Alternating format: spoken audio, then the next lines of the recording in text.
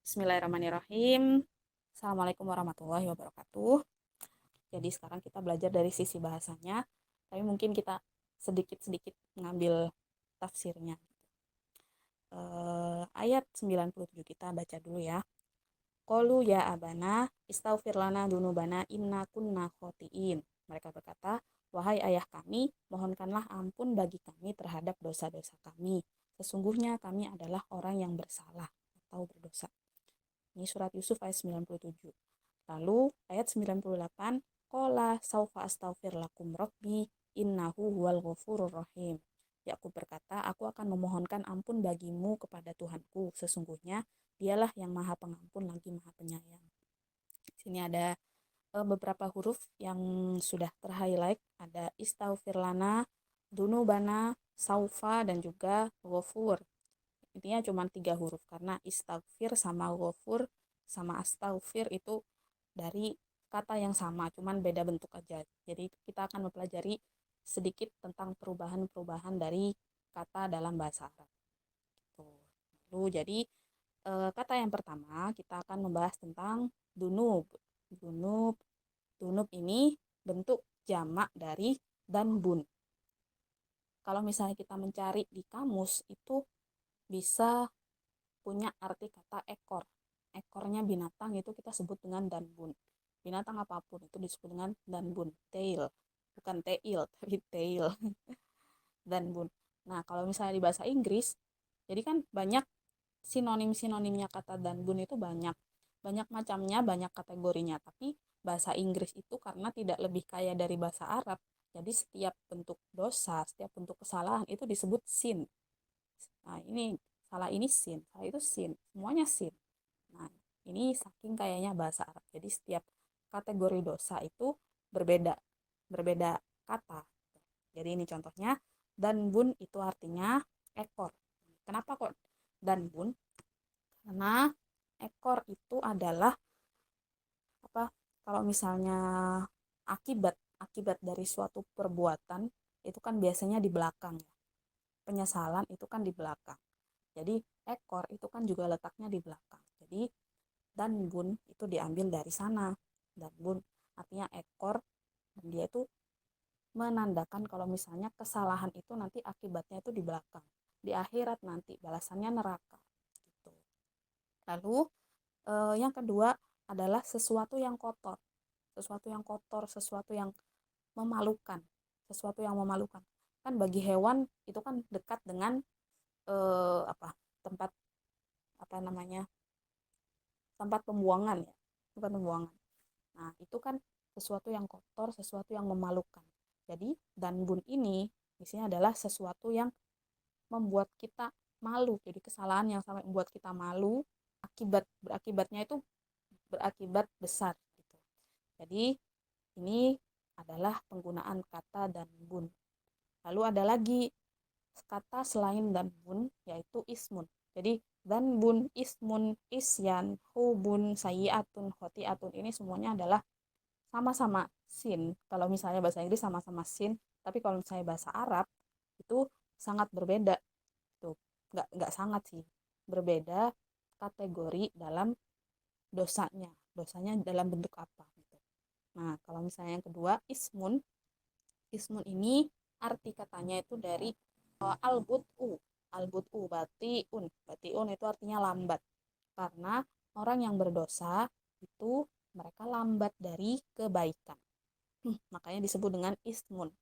Ismun al-bud'u artinya lambat dari kebaikan. Nah, ini lalu yang ketiga ada isyan. Isyanun artinya durhaka atau maksiat. Nah, ini kata asal kata dari kata maksiatun. Maksiatun berasal dari kata aso, aso, habis itu iya ya, aso ya kalau nggak salah.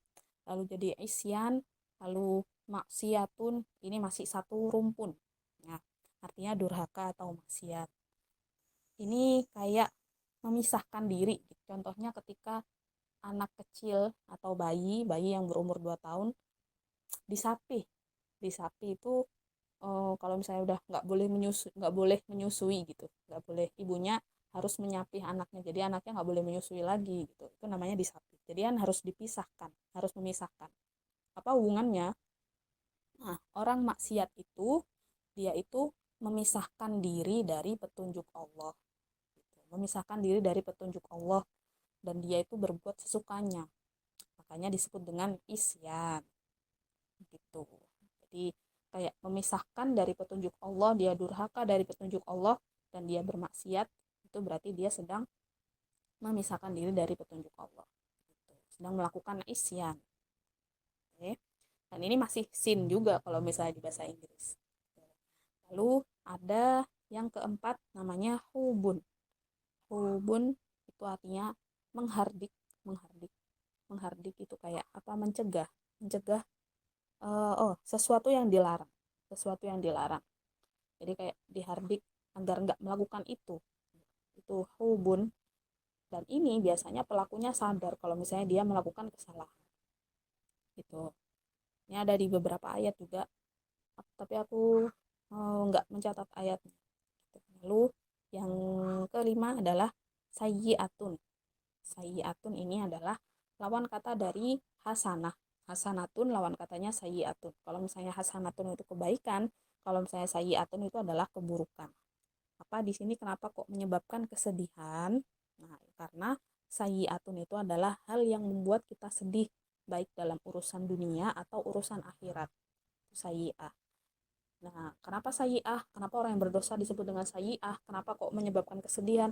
Karena ketika kita melakukan dosa, kita itu tahu itu dosa tapi tetap melakukannya, kita kan hati kita kan akan merasa nggak nyaman. Kita kan nggak nyaman, sedih, resah, merasa bersalah gitu. Tapi udah terlanjur gitu. Itu namanya kenapa kok menyebabkan kesedihan? Ya, karena itu orang yang bersalah, orang yang berdosa, hatinya itu nggak akan pernah tenang. Gitu. Lalu ada yang keenam, yang terakhir ada khoti'ah. Kita sempat membahas ya di bulan lalu. Khoto, hit'ah, terus ahto'a, yuhti'u, khoto'an, khoti'in, dan lain-lain.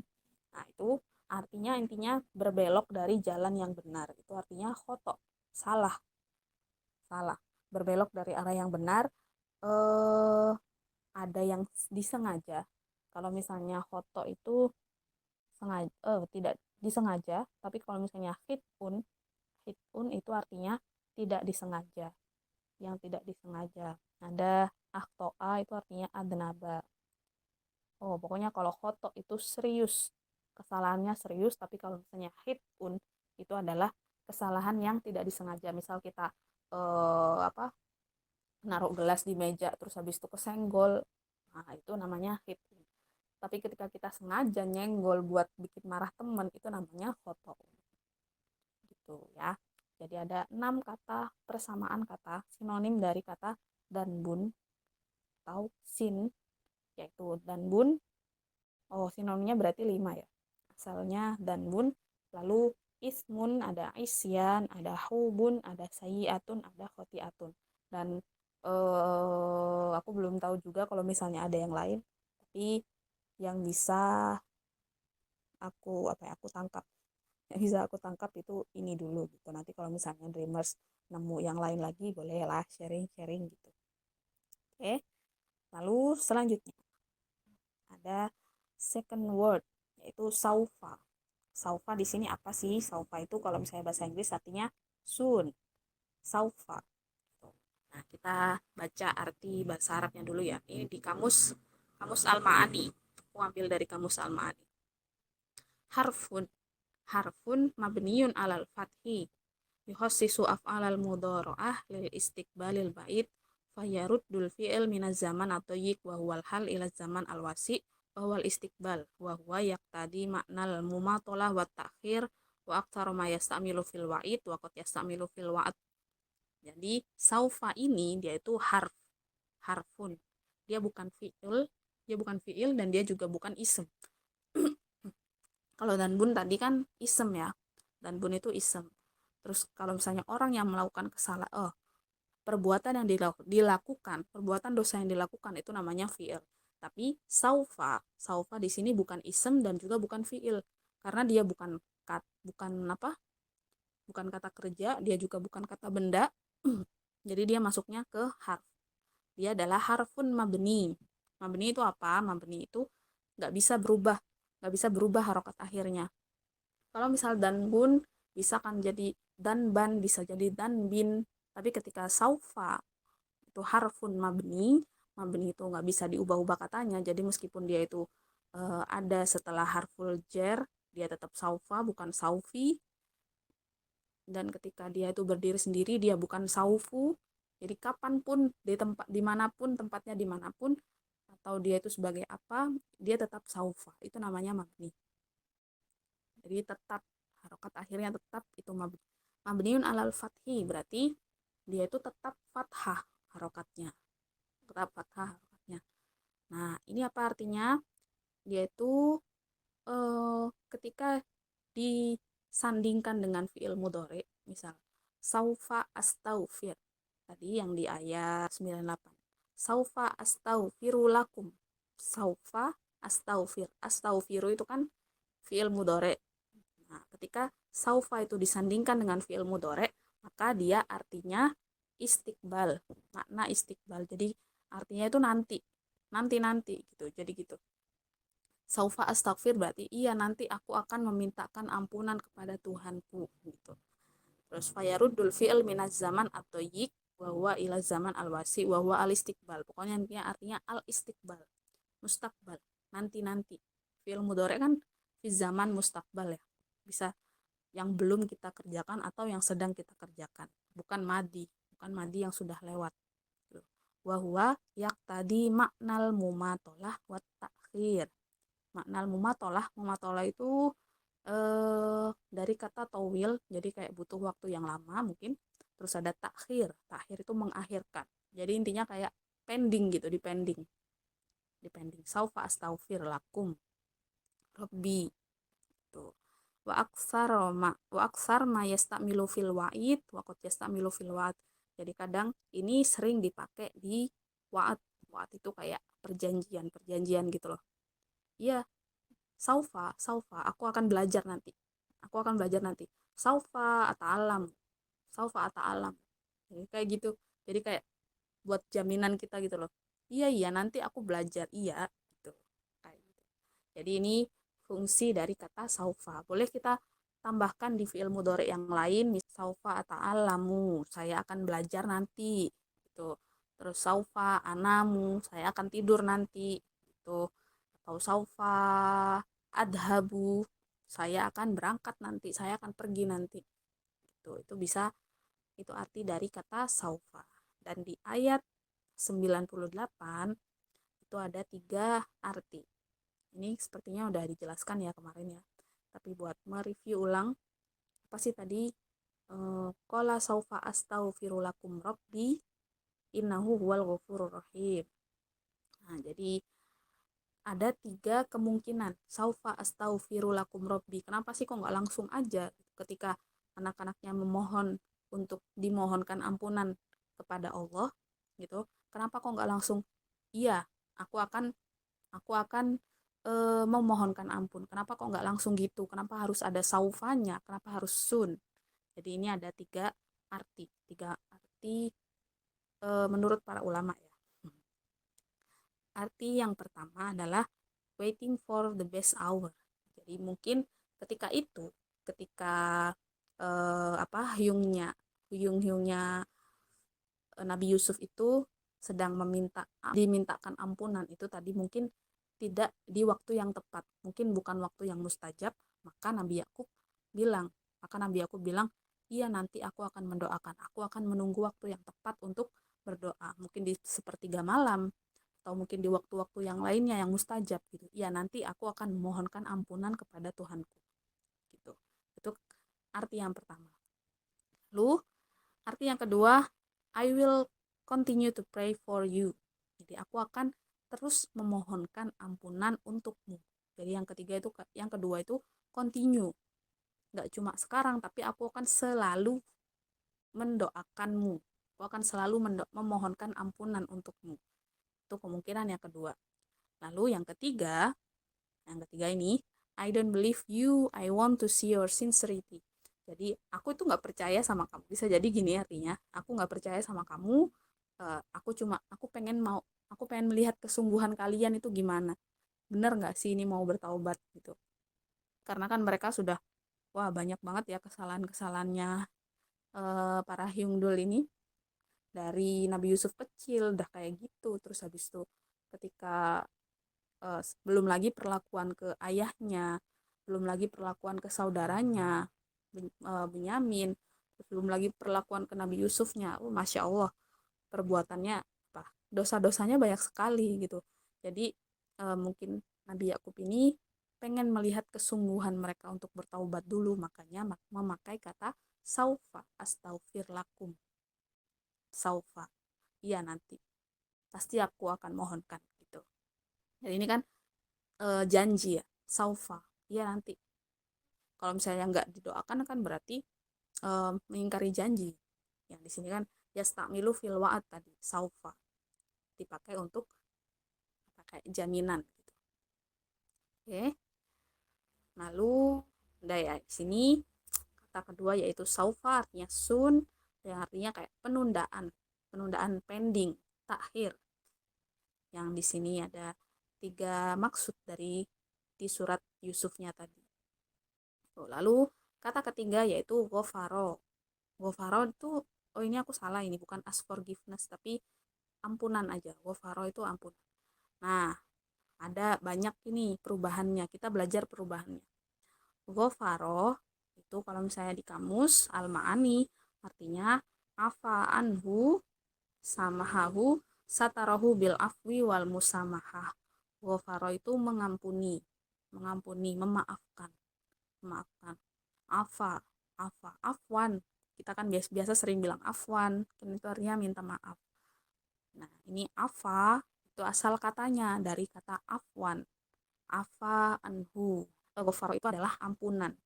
Nah, ketika dia itu ditambah-tambah lagi hurufnya menjadi istaghfaro, itu artinya bukan ampunan tapi memohon ampunan. Jadi di sini ada harfu ziyadah. Harfu ziyadah itu adalah huruf-huruf tambahan. Asal katanya gofaro. Asal kata dari istaghfaro adalah gofaro. Jadi istaghfaro, kita lihat gofaronya kan cuma di belakang. Ini yang istaghfaro ini. Gofaronya kan di belakang. Di depannya itu ada huruf hamzah, sin, dan juga ta. Hamzah, sin, dan ta. Tapi aslinya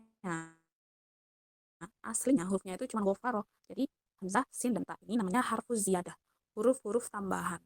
Dan adanya huruf tambahan ini itu bisa mengubah arti. Dari yang artinya itu ampunan, ketika ditambah hamzah, sin, dan ta, itu artinya jadi tolaba minhu an yaghfirahu. Tolab, jadinya tolab. Tolab itu artinya meminta. Makanya orang yang menuntut ilmu itu disebut dengan tolib. Tolibul ilmi, tolibatul ilmi. Karena kita meminta ilmu. Jadi istaghfaro itu artinya fi'il tolaba minhu an yaghfirahu. Jadi meminta untuk diampuni, meminta untuk dimaafkan. Tuh, jadi ghafaro asal katanya ketika ditambah hamzah, sin, dan ta artinya jadi beda. Jadi Jadi memohon ampun. Tuh ada di sorof. Ini sedikit-sedikit tipis-tipis kita belajar sorof tentang faidatu harfi ziyadah, tentang fungsi dari huruf-huruf ziyadah. Ada juga banyak yang lain, kata-kata yang lain ketika ditambahkan huruf itu menjadi beda arti. Misal jalasa. Jalasa itu kan artinya duduk ya. Jalasa sendiri artinya duduk. Tapi ketika ditambah hamzah di depan jadi ajlas, itu artinya bukan duduk tapi mendudukkan. Beda. Tapi masih satu ini ya. Satu arti tentang ampunan masih tentang duduk tapi cuma beda apa ya, yang satunya duduk yang satunya mendudukkan, yang satunya ampunan satunya memohon ampunan. Intinya masih ada kata kuncinya ampunan gitu. Lalu tolaba minallah al-maghfirah wasofha anid dunub, meminta kepada Allah ampunan dan juga apa, as-sofha anid dunub itu kayak mensucikan dari dosa gitu. Oke.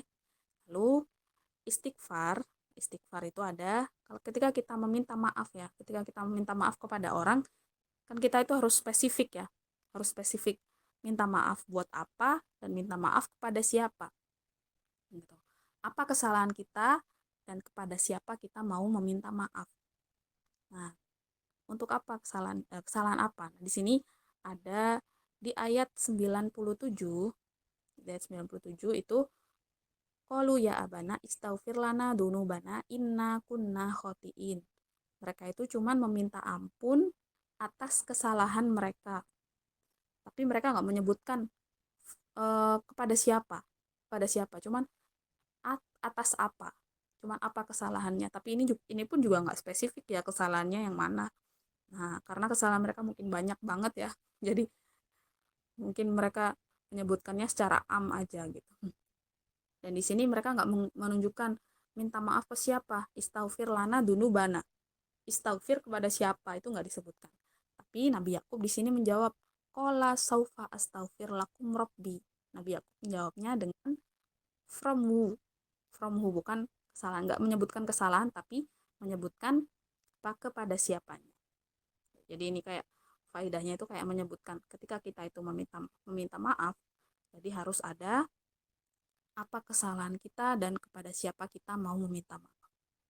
Gitu. Jadi dari kata gofaro tadi kita belajar banyak ya, kita belajar perubahan-perubahan kata. Gofaro artinya ampunan, istaghfaro artinya memohon ampunan, al-maghfirah itu bendanya, yaghfiru itu fiilnya. Jadi gofaro itu fiil madi. Kalau misalnya ghafarallahu dan bahu, berarti Allah sudah mengampuni dosanya. Tuh. Terus kalau misalnya yaghfiru, itu berarti yaghfirullahu dunubahu. Allah sedang mengampuni dosanya. Nah, terus kalau misalnya al-maghfirah itu bendanya. Misalnya meminta ampunan, minta maghfirah. Jadi dia bukan fiil tapi dia itu ism. Dia ism maghfirah itu. Nah, kalau istaghfara itu artinya meminta. Meminta ampun, memohon ampun, memohon maaf. Ini istighfar. Beda-beda ya. Tadi ada ghafaro, ada yaghfiru, ada istighfaro, ada juga al-maghfirah. Tapi tetap dari satu rumpun yaitu ghafaro. Gini. Udah ini belum? Udah berasap belum ke ininya otaknya? Oke, jadi di sini ada quotes dari Ustadz Noman. No matter how big your sin is, when you turn to Allah genuinely, no sin is too big for Him. Jadi, gak peduli berapa sebesar apapun kesalahan kamu, ketika kamu itu kembali kepada Allah, tidak ada dosa yang terlalu besar bagi Allah. Jadi, terus perbaiki taubat kita setiap harinya, perbanyak istighfar, dan insya Allah, Allah Maha Pengampun atas segala kesalahan hamba-hambanya. Gitu. Allah itu Ghafurur Rahim. Allah. Nah, kalau Ghafur itu artinya Maha Pengampun. Kita nggak boleh mensifati manusia sebagai Ghafur, karena Ghafur itu adalah hanya milik Allah. Gitu. Hanya milik Allah. Kalau sifat Ghafur yang ada di Asmaul Husna itu khusus punya Allah. Punya Allah. Nah, Allah Maha Pengampun. Yang ada maha-mahanya itu khusus punya Allah, dan kita nggak boleh memakai untuk nama orang. Itu kan pernah dengar kan? Jadi kalau misalnya mau ngasih nama anak-anak kita nanti dengan Ghafur, harus ditambah Abdun di depan. Jadi Abdul Ghafur, Abdul Rahim. Nah, itu Abdul Rahman. Nah, itu ya. Jadi Ghafur itu khusus untuk Allah. Jadi ketika kita kembali kepada Allah, maka Allah pasti akan mengampuni dosa-dosa kita. Itu sudah janjinya Allah. Siapapun yang kembali kepada Allah, maka Allah akan menerimanya kembali.